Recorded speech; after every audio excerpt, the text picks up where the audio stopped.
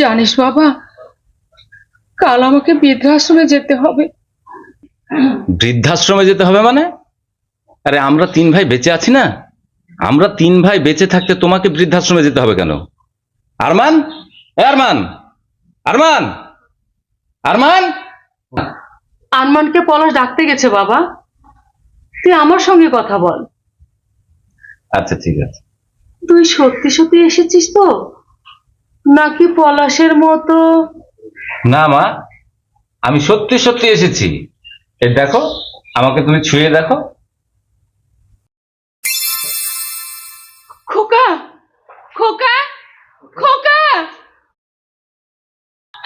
খোকা, খোকা। কাকে ডাকছো দিদা? কই, কালকে তো দেখছি না। কেউ নাই, কেউ নাই দিদা, আমার কেউ না, কেউ না।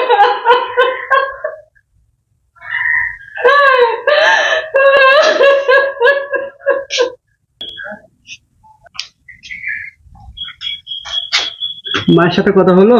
হ্যাঁ, মা যাবার জন্য গোছগাছ করছে। আমি বলেছিলাম না মা এক কথায় রাজি হয়ে যাবে। আমি তো ভেবেছিলাম।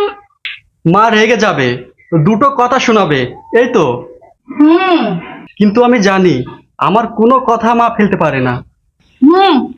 কি হু হু করছো? খাবার রেডি করো, যাও। যাচ্ছি তো, মায়ের আদরের ছেলে সাত রাজার ধন। যাচ্ছি তো।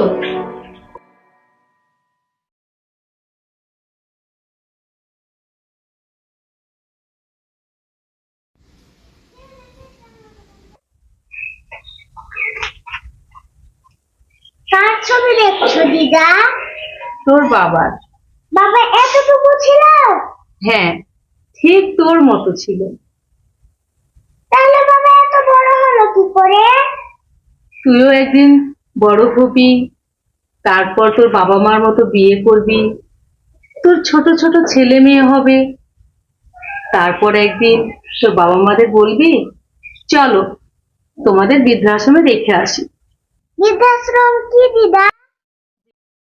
যেখানে বয়স্করা থাকে। তোমার মতো বয়স্ক? হ্যাঁ দিদা, তাই তো আমি ওখানে চলে যাব। না না, তুমি চলে যেও না। কি ব্যাপার, দিদাকে এত বিরক্ত করছো কেন?